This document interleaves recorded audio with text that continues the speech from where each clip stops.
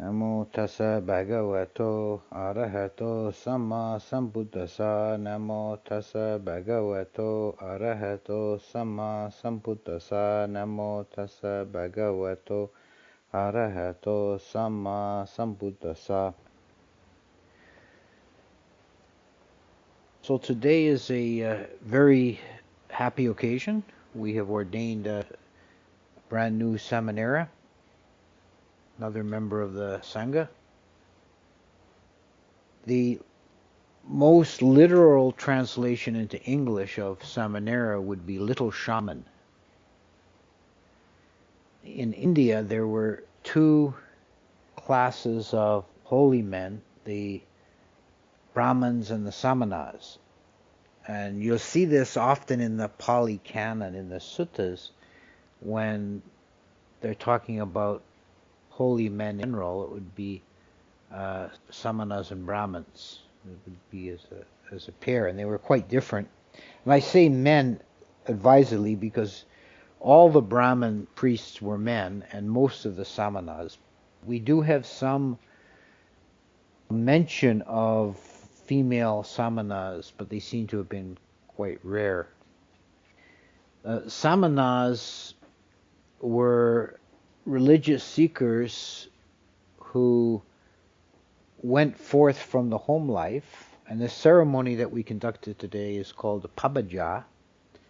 It's from the Pali verb pabajeti, which means to go forth, with the sense of like leaving behind, going, going somewhere else. And the idea is leaving the home life. In ancient India, the human settlements were scattered and they were surrounded by a lot of forest. And the forest was, for most people, considered kind of threatening. There'd be wild animals, there might be bandits, there might be supernatural creatures, yakas and so on. The Samanas would go forth into the wilderness and live on roots and fruits, or perhaps beg for a living. There were different practices. Many of them were ascetics, extreme ascetics. They would fast for long periods of time, or they would torture themselves by holding extreme poses. Then there was a wide variety of beliefs associated with the Samanas, but the common thread was that they had left the home life, left the village existence of family and job and farm and work, and had wandered off with little or no possessions. In some of the extreme cases, they were even have nothing. They would be naked, the sky-clad ones, just wander through the forest. And this is a very, very old tradition in India. It predates the Buddha by a long time. And it was a tradition of the indigenous people of India, the Dravidian peoples. And the etymology of the word samana is related to the word shaman, which is a Central Asian word. The shamans were widespread on the Eurasian continent as a type of seeker, a holy man, going back very early times, probably into the Stone Age. So the Samanas were a branch of that, and they were well respected in India, accepted part of the culture. The Brahmins were ritualistic priests, and it was part of the caste system, and it came in with the Aryan invaders when they established a new order in India about 1000 BC. So it was an entirely different thing, very ritualistic, a lot of chanting of mantras and the performance of sacrifices. The Buddha's entrance onto the scene, his movement, his group, the Sangha, they were recognized as a class of samanas. And sometimes the Buddha himself is called the Great Samana or the Big Samana. They were recognized as a kind of samana. Of course, they were distinguished from the bulk of the samanas as being more disciplined and coherent and orderly, than these kind of wild men of the forest. But the Buddhist bhikkhus in the early days practiced very much in that tradition, in that they wandered most of the time. They only settled down into monasteries during the rainy season. Most of the time they wandered. It was only later that they became more settled. The first ordinations were very minimal while the Sangha was still small and they were all in close contact with the Buddha.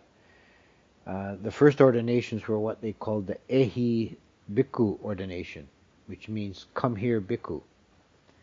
And if someone wanted to be ordained, all it took was the Buddha would say Ehi Bhikkhu, come here Bhikkhu, and that was the entirety of the ordination. The commentaries add a flourish that say that when this occurred, the person would miraculously have their head shaved and have robes and just like, poof, you're a bhikkhu now. But as the movement grew and spread, and many and eventually most of the bhikkhus were not in direct physical contact with the Buddha. They were spread all over northern India, and they may not ever see the Buddha, or very seldom. They were ordained by other monks. Procedures became set up to perform ordination and have a ceremony. And procedures were set up to establish a formal acceptance of the newcomer into the Sangha. And this was the Upasampada, we call the ordination of a bhikkhu.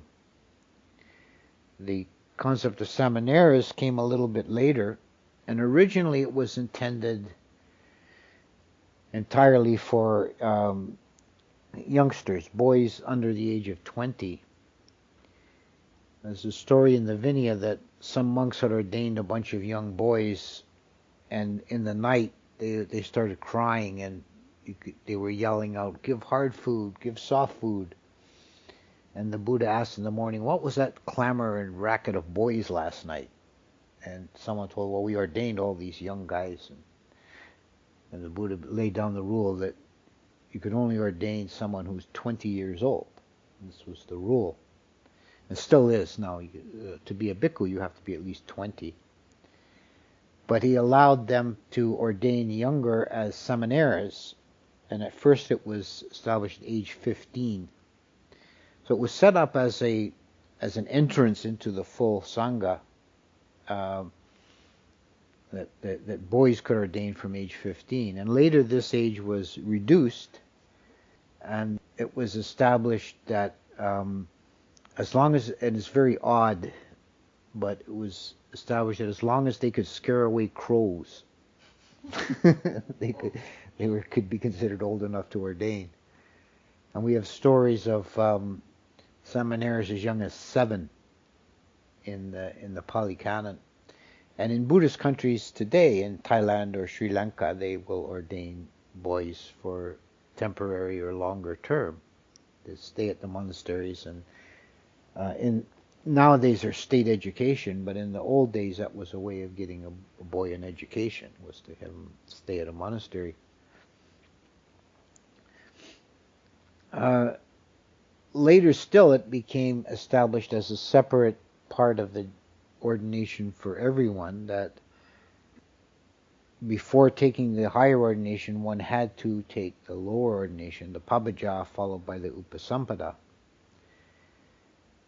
And in some places and some times, it's all done in one ceremony. So first you take the Pabbaja, then you take the Upasampada.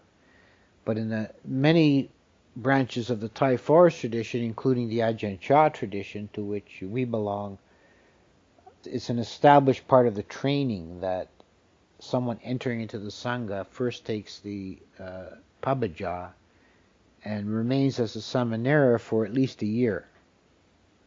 And this gives them time to learn and to adjust to the to the way of life before taking the higher ordination, and also allows them to make sure they're committed to it. The central part of the ceremony today was the formal taking of the 10 precepts.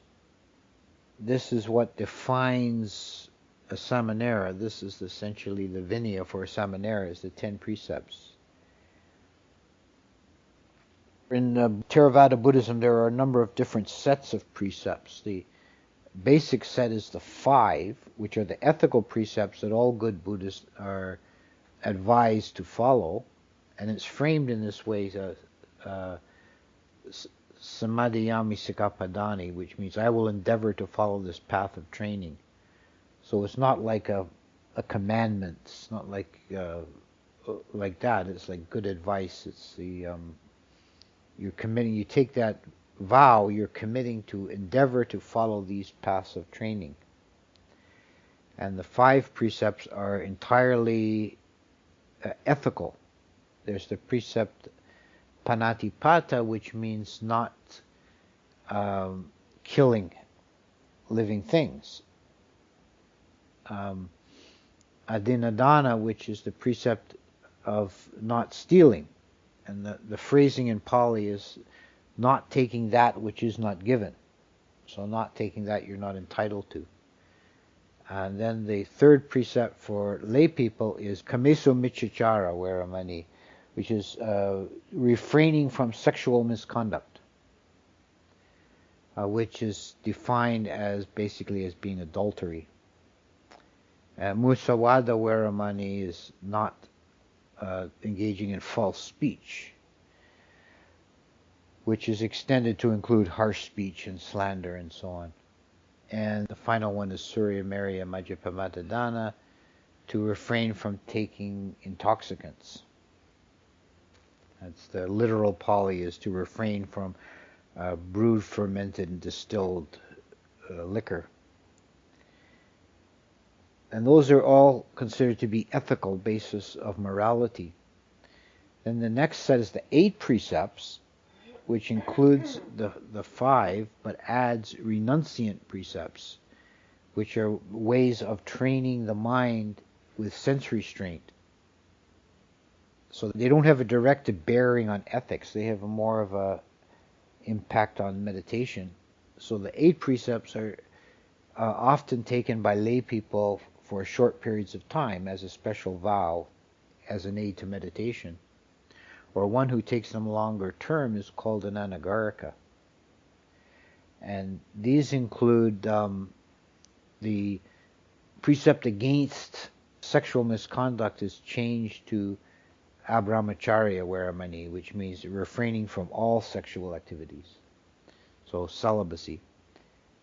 And additionally, there's a precept against eating in the afternoon, and there's a precept against sleeping or using luxurious furniture, chairs and beds, and a precept against bodily adornment or seeking entertainment. So these are precepts that restrain the senses, allow one to go inward. And it's a great aid to meditation if you're doing a meditation retreat to live by strictly on the 8 precepts, because you're closing off avenues of exploration through the senses and forces you to go inward. The 10 precepts are those that Abhisaro took in the ceremony and established his status as a novice, as a Samanera, are basically the 8 with the addition of Patirupa Rajata Patigahana Veramani, the refraining from owning or using money. And this is a very important watershed in the practice. One has crossed over from the lay life into the life of a samana, as a renunciant, by abandoning the literal Pali is gold and silver. By abandoning possession of gold and silver, one has left the worldly life and living as a samana.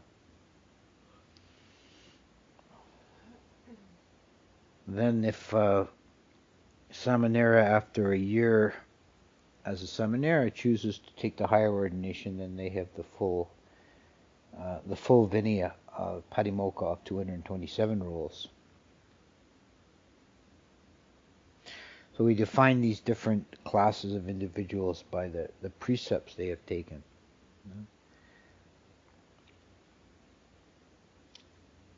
And it's a big step to take the Pabbajja. It's a going forth, and it's a renunciation, but it's to be regarded also as a liberating move. And this is, we don't see the renunciation as a burden, we see it as a casting aside of burdens. The Buddha talks about the bhikkhu being as free as a bird, his two wings being the robe and bowl. And particularly in ancient India or in a Buddhist country like Thailand today, one can just wander.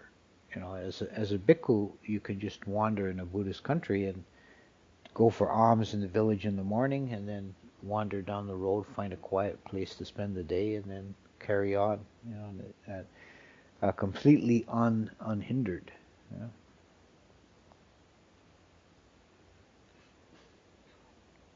That's called the Tudong style, which was the original style all the Buddhists followed in the first period under the Buddha, was basically just wandering.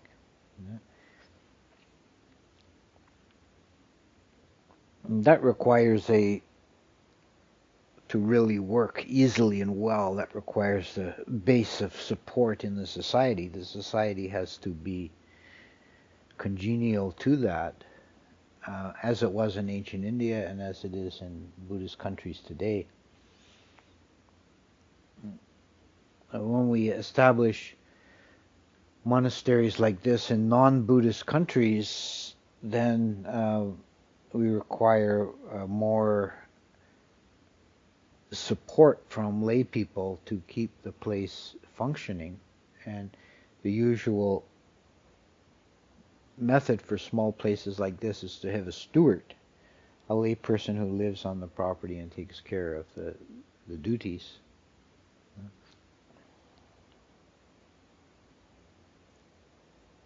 It was very deliberate on the Buddhist part in the way he set up the rules for the Sangha, that the monks are not able to become complete hermits.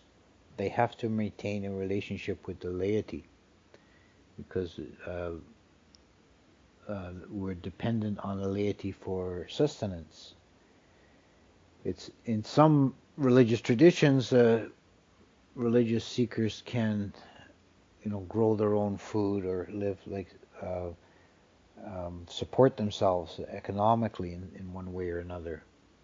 And in Theravada Buddhist tradition, it's not allowed. The word bhikkhu actually means beggar. The bhikkhus have to be dependent on what they receive from lay people. They can't be independent. I visited a Christian monastery once, and one of the times, I've actually visited Christian monasteries a few times, but one of the times I visited, there was a Trappist monastery, and they were showing me around. In this particular place, they make cheese.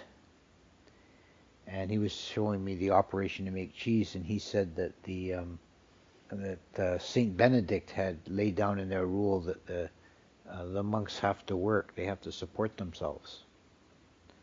And I said, "Well, that's very interesting, because the Buddha laid down the opposite rule. He said we're not to do any kind of work in support of ourselves, which is a little bit facetious. I mean, we do work, but we don't do work in the economic sense of exchange and expecting an economic return on our labor. It's it's interesting to me, the basis of the Buddhist monastic order, the economic basis of the Buddhist monastic order is a pure gift economy. Now, some people who encounter it superficially, they think that the lay people feed the monks and the monks teach in return. And it's like an exchange, and that's not the idea. The idea is the lay people feed the monks because the monks are hungry, and the monks teach the lay people because the lay people are curious and want to know. And it's entirely on both sides, it's entirely unrestrained, you know. So, as a newest member of the Sangha, Abhisaro is joining well, he's been a member of our community for some time, but he's taking on a new role in our community as a junior monk, beginning the first steps on the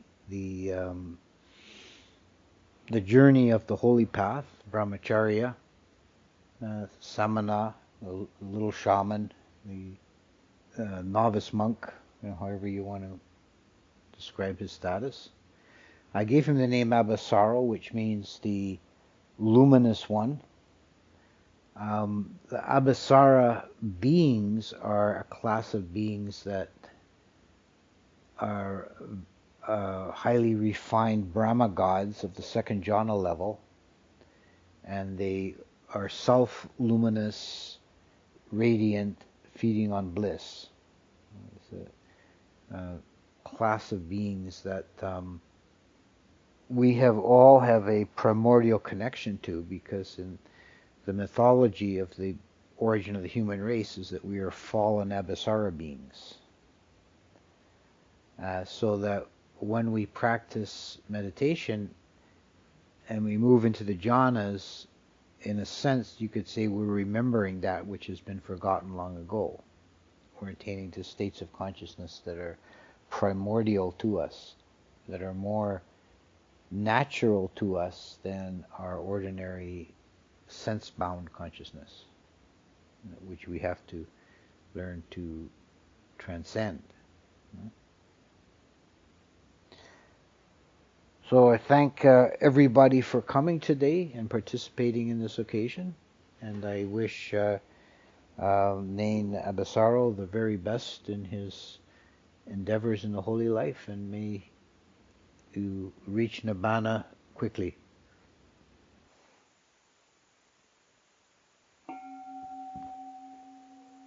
Andamayam Dhammakataya Sadi Karam Dada Masay Sadhu